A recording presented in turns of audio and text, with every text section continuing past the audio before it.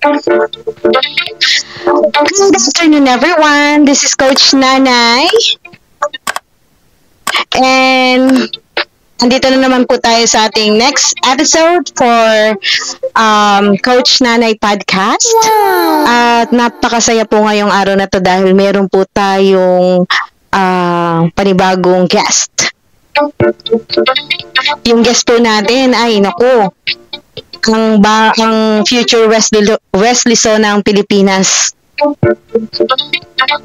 Ito na po yata yung masasabi natin, maangking nating sariling atin na hindi na po pupunta sa ibang bansa. Hopefully. Yan. Kaya po nila-launch natin ng podcast kasi po para matulungan po natin at pa-support natin ang ating mga players sa chess dito sa Pilipinas. Kaya wag na tayo magpatumpik pa. Yung guest po natin ay mag-ina po sila. Siyempre, kailangan pag may player po tayong guest, siyempre kasama din yung magulang. Alright, so pakikilala ko na sa inyo ang ating guest. First of all, babasahin muna natin yung credentials niya. Kaya ako napawaw dito sa ating guest. Kasi at the age of 7-year-old, nakikipagbakbakan na ang ating guest sa matatandang mga player. Kaya mo yun, 7 years old? At marami na rin po siyang article na na features. Dinansagan po siya na isa sa the next Wesley So. Doon po sa Chess Wizard, lakas ng sacrifice niya doon sa article na yon. Pati daw Grandmaster napapawaw. So, huwag na tayo mapagpatumpik-tumpik. Napakadami niya pong achievements. Grabe. Kung iisa-isahin ko po, ay mamaya pa po tayo matatapos. Kaya po, tingnan nyo na lang. Ipopost ko dito kung ano mga achievements niya from the year 2022 up to present. Oh, grabe, nang taon lang siya. Kaya makikita po natin ang story nila. Mag-ina po sila. Sila po ay si Marius Zay Constante at ang kanyang mother, si Mrs. Constante. Palakpakan po natin sila. Hello! Hello po, Mami. Mami Mary Ann. Tama. Ako, hello po. Pwede na yun na itawag namin sa inyo. Kamusta po kayo? Okay naman po. Ayan. Ikaw, Marius, kamusta ka? I'm fine. Oh, you're fine. English speaking pala nga pala. How are you pala for today? How's everything so far? How do you do? Is this your first time to be a guest in a podcast? Podcast po specifically, first time. First time for podcast. Pero yung iba po, ano pong yung mga invitation nyo na? One time po na-invite siya sa Sakto. Yun nga yung sa Sakto.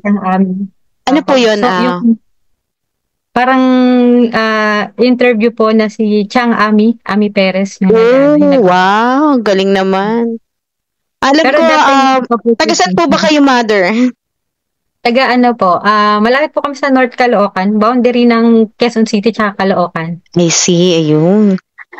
Actually, nirefer po kayo sa akin ni Miss Maripe, yung pong president ng SIFAG. Tama po ba? Yung po siya po ang nagsabi sa akin kasi na-amaze daw siya sa anak nyo. And which, nung nakita ko po yung achievement ni Marius na sinenyo, yung may resume po siya talaga, mga kapatid.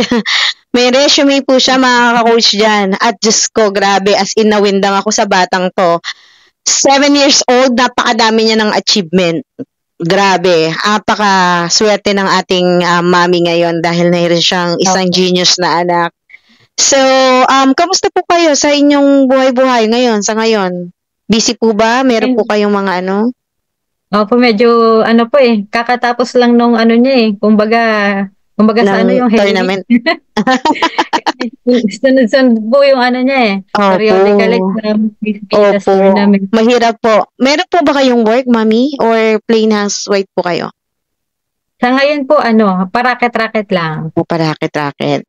Tapos si daddy po ang working. Opo, work from Okay. home siya. Work from home. Okay. So ano po, start na po tayo. So, bigyan niyo po ako ng ano po, tawag dito, brief, parang story po si Marius nung siya ano pa, maliit pa, tapos po hanggang sa yung family background niyo po at saka po yun, kung kailan siya nag-start ng chess. Opo. Actually, ano po, si Marius, only child siya. Ano, wala ka. I see. only child ko siya. Tapos kami ng father niya, pareho pong engineering yung background namin. Oh, I see. Kayo po ay engineering for ECE po, ECE. electronics. Pares kayo ECE. Alright, Opo. okay po. Tapos po, So, nung nag-start talaga siya, hindi po talaga chess yung activity niya. Math yung ginagawa niya. Kaya siya dati na interview dahil dun sa math niya kasi nag-advance math po siya nung 4 years old pa lang siya. Wow. Opo. So, doon siya nag-start na parang may mga nagsuggest sa amin na ba't hindi nyo turuan ng chess kasi parang magaling siya sa mga puzzles tsaka logic. Oo nga. So, yun po. Nung 5 siya, naisipan namin siyang bilhan na ng chessboard. Tapos pinapanood lang namin siya ng video sa YouTube para matingnan niya yung mga rules. Tapos doon po, siya yung natuto siya doon. Tapos, trinay na At the age of 5 years old po siya. Oo, nag-start. Okay. Pero So, noong kayo po, 2022. 2022. So, dito lang, 2022 after pandemic? Opo, after Okay. pandemic. Okay, good. Pero kayo, mami, ikaw at saka yung father niya, meron pa silang idea? Meron pa kayo idea about chess? Marunong kayo? Naman po? Basic po siguro yung mga ganun. Pero hindi talaga Tira lang. Opo, may tira lang. Alam lang kung paano mag-move. Pero yung, kumaga, alam lang yung mga, kung paano mag-checkmate. Pieces, oo. I mean, nakakapaglaro po kayo. So, meaning nakakaintindi kayo. Nakakaintindi naman po. Pero yung Hindi strategy and naman technique na hindi niya ala. So, nung nalaman niyo po na, tawag dito, na siya ganon, inintroduce na siya ng chess, nagkaroon ba siya ng interest agad or paano yung ginawa niyong para ma-introduce sa kanya? Since sabi niyo kasi math yung talaga yung dyan siya nakitaan ng ng kumbaga genius, pagka-genius niya, and then papaano niyo na-introduce sa kanya yung chess? Actually, po si Marius kapag may nakikita siyang bago, madali siyang magka-interest.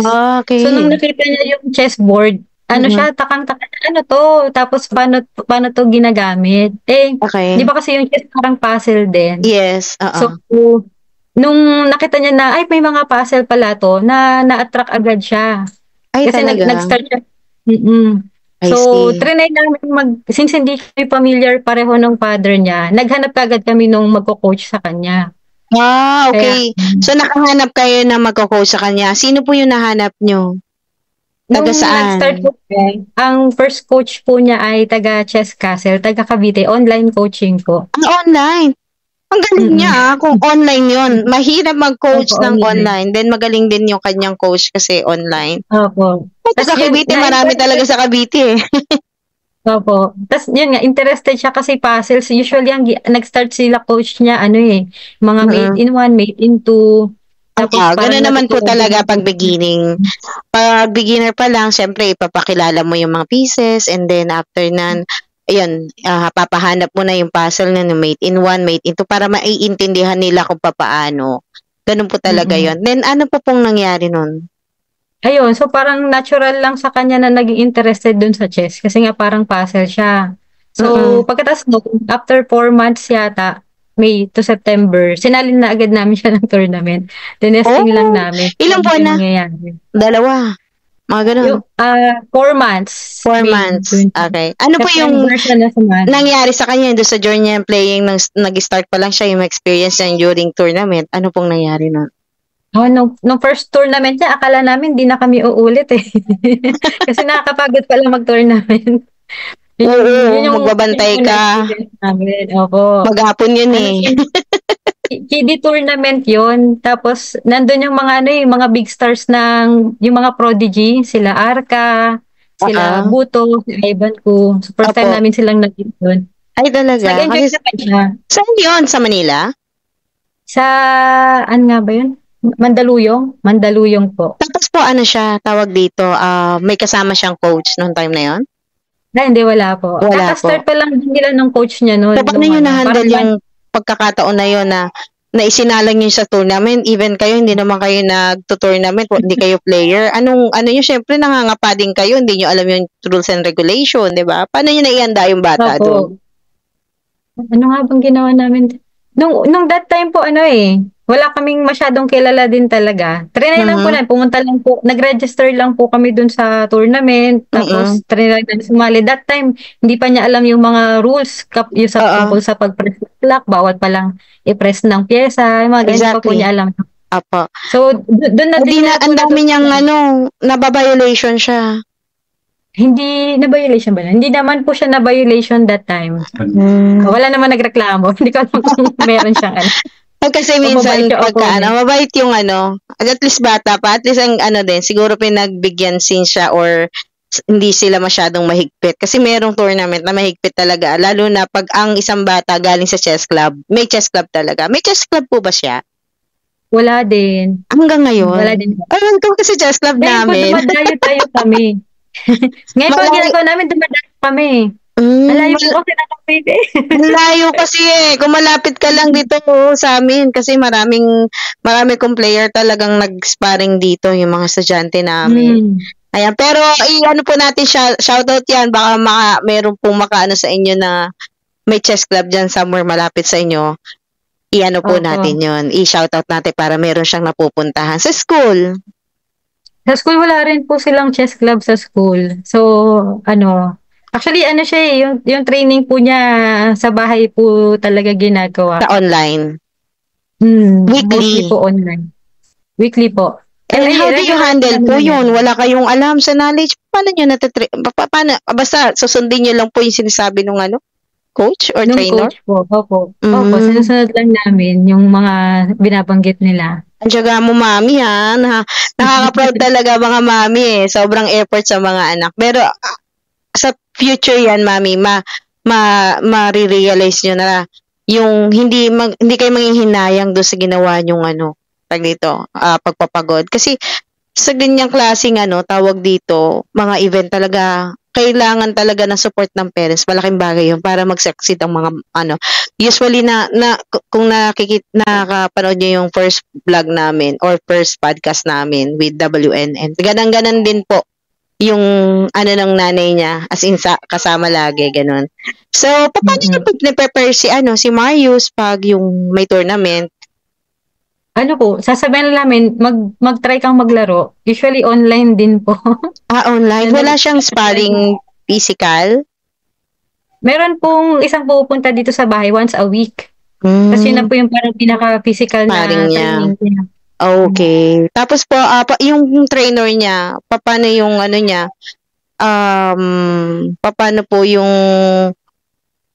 pacing ng niya, pagcha-training? Online, puro online, discussion and then puzzle. Yung mga lessons po sila. Oo. Naiintindihan niya naman na yung lessons. Naiintindihan naman na po. Pero din kayo, mami, kasi pag bata, ang hirap din kasi pag yung ipinag-ubayan natin na siya lang. Tapos online. Kasi syempre, yung focus niya, siguro, hindi ba mahirap si Marius pagdating sa gano'n?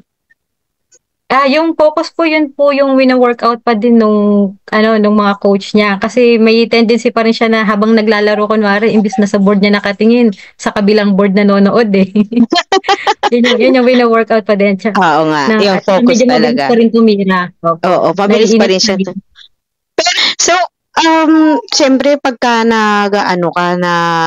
tawag dito, nagto-tournament si baby or si Marius, may times na natatalo, di ba? Hindi naman lahat panalo. Paano niyo po na-handle yun at his very young age? Ano naman po siya eh, hindi siya umiiyak pag natatalo. So, okay. Parang wala pa talaga, ano. Wala sa kanya. Gusto lang niya maglaro. Gusto lang niyang maglaro po. Parang lalaro siya pag talo, lalapit lang, "Mama, I lose." Ganun lang. Ay, talaga.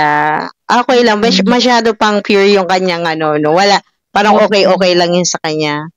Paano po yung expense? How do you handle expense po? Is it your own pocket or meron po kayong nakukuhanan na ano, mga... Opo. Ngayon po sobrang fortunate namin eh. Kasi meron po nag-sponsor nung training niya. Ay, So, talaga? yung mga lessons niya, opo, may nag-sponsor po. Tapos paminsan-minsan po yung ibang Sino po tournaments. ito? Mga politiko ba ito? Or ano? Hindi po. Private person. Private. Ang galing. Sana all. Hindi po siya pwede ko banggitin eh. Kasi low profile po eh. Opo. Okay lang po yun, Mami. Natanong lang naman natin kung ano po, kung meron po sa expense. Kasi usually talaga, nakakapanghinaya ang isang bata kung meron ng kakayahan, tapos wala naman silang kakayahan mag-support, di po ba? Kaya, ang swerte nyo na meron pong ano, ay thankful na rin tayo dahil meron mong ginagamit ang Diyos na kasangkapan para po ano, masupport yung kanyang paglalaro. Pero sa ano po, LGU, na ilapit na po siya. Hindi pa. Hindi po, wala. Sa school po, yung sa school, nalaban naman siya sa school. Yung sa school po, siya po yung pinanglalaban ng school nila kapag may mga DepEd palaro. Talaga? 7 years old, grade 1, no? That's alam po sa inyo yung mga grade 6? Hindi naman po. Joke lang. Lagi po siyang second place sa yung city meet dito sa amin, sa Caloocan. What about you, Marius? What is your feeling whenever you are winning the tournament? Do you have something to share with us? Nararamdaman pag nananalo ka? Pag nananalo ka. Ano na? Happy. Happy daw siya. Wala pa talaga siyang mother, yung parang, wala pa siyang pakialam, yung ganon. As in talagang pure pa talaga na batang-bata siya, Yan naman po yung maganda. Kasi pa, basta makapaglaro lang, yun lang yung goal niya talaga. Pero alam mo po ba, after how many years pa, pag yan nasa 5 years to come pa, or let's say sabihin natin nasa grade 6 na yan, apakabigat na yung tumira. Baka nga, sabi nga, kaya siguro siya nabansagan kasi syempre yung mga sa mga chess tournament kasi nakikita nila yun eh. Di ba marunong siya mag-record ng tira? Marunong na po. Marunong pero na. Kapag speed, hindi pa po niya nagagawa ng mabilis kasi mabagal pang magsulat eh. So, pero kapag standard, nagagawa na niya. Mario. So, yan. One of the reason why. Kasi nga, di ba, nare-record yan, na-analyze yan. So, yun. Kaya, tawag dito, na-assess nila yung bata kung ano yung kakayahan. So, dun tayo sa last natin, question. What is your advice po do sa mga mami at saka po dun sa anak nyo?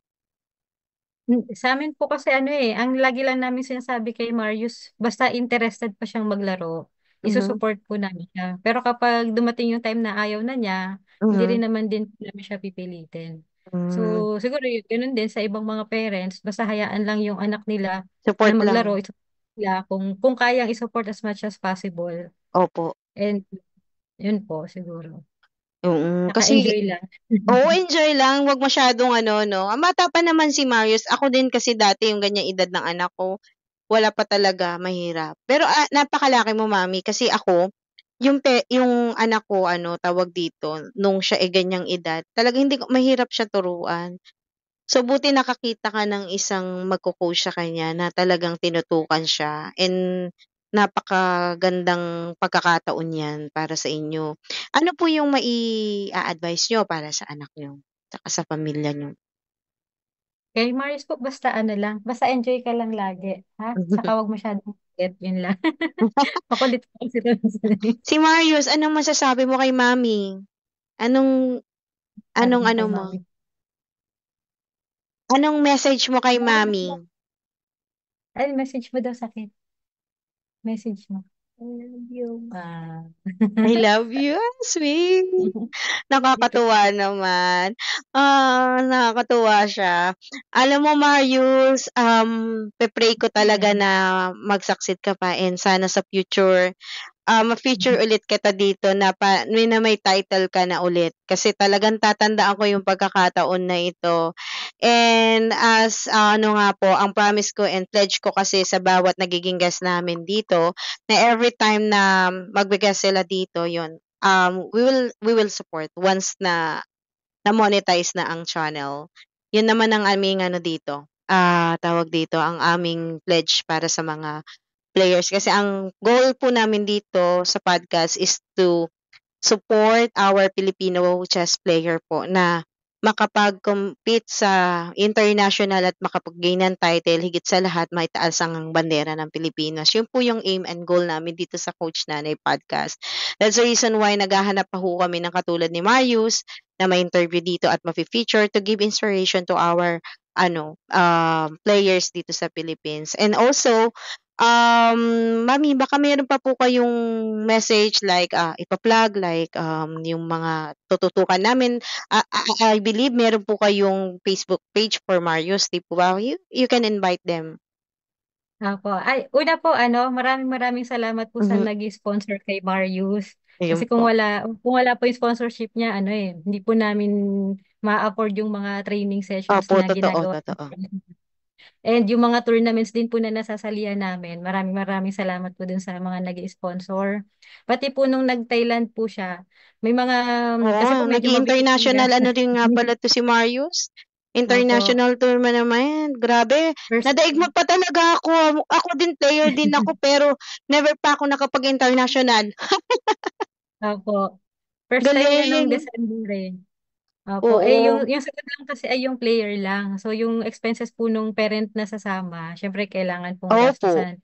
Opo. So, nag-solicit po kami noon. So, sa mga nagbigay po nung donations para makatuloy po kami ng Thailand, maraming salamat din po. Grabe, o nga pala nag-i-international ano to si Marius. Paano pag sa international, mother?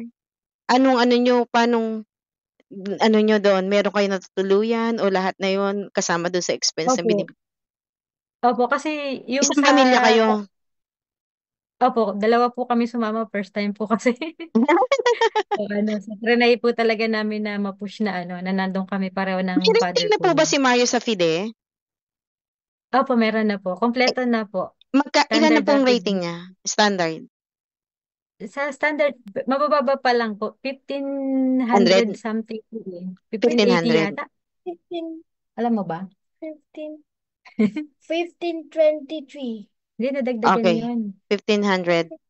Basta nasa 1,500 po Malakas na sa rin yun. rapid. Sa Yung standard yun.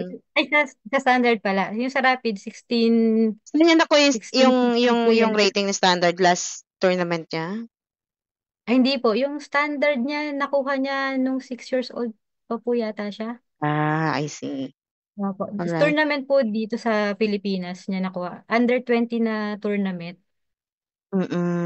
I see. Opo. Ayun. Grabe, hindi ko talaga kayang isa-isahin yung ano niya. Pero i-feature po namin yung mga viewers. I-feature po namin yung kanyang mga achievements po dito sa vlog and sa podcast natin. I-feature, napakadami po talaga. Kahit ako nagulat.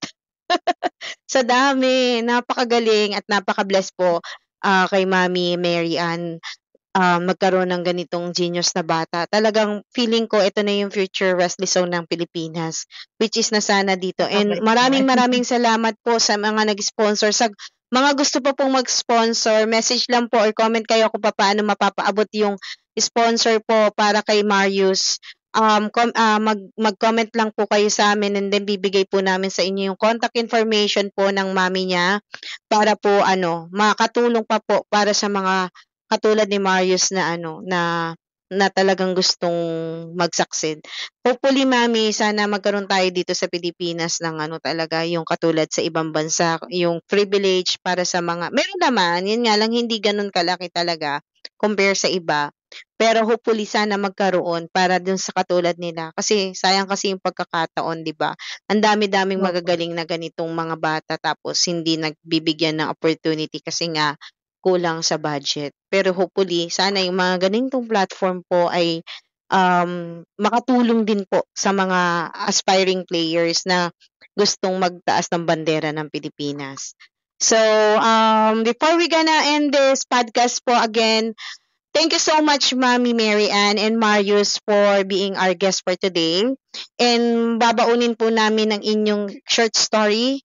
And sana po magkaroon po ulit tayo ng pagkakataon ma-interview kayo na kung saan ay meron po kayong malaking improvement na makakamit. For example, kung meron na po siyang title, like kung siya po ay International Master GM, ay talaga, Mami, mag-ano po talaga ulit tayo ng interview para po makapagbigay po tayo ng inspirasyon pa sa mga ibang parents.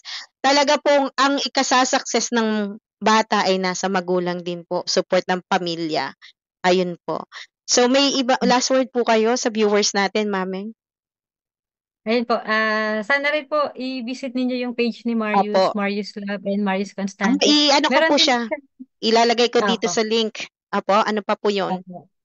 Meron din siyang YouTube pero hindi namin nagawang i-monetize Walang masyado na. Okay lang po, sige po. Ilagay lang po natin yung link sa sa comment section kung saan niyo po makikita yung kaniyang Facebook page. Nasa akin naman yung niya, yung link at saka yung pala, Mami, pakisend na lang po sa akin yung YouTube channel niya para po link ko rin po doon. Ma-boost din po yun. At ito po ay makatulong din.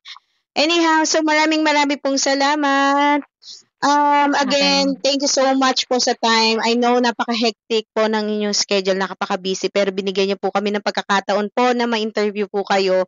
And we really appreciate po yun. Sana po soon talaga, hindi lang ito yung interview na magagawa natin, mai-cover po din natin siya for vlog. So thank you so much po, Mami. Bye-bye po, Marius. Thank you so much. Thank you po. Bye! Ops! Bago mo i-end ang video na to, please subscribe on our YouTube channel and don't forget to like, share, and comment to this video kung meron ka pong mga suggestion or kung meron po kayong mga players na gusto namin ma-interview. Comment lang and don't forget to click subscribe button and bell button para po ma-notify kayo sa mga susunod na mga videos na i-upload mga namin. Bye!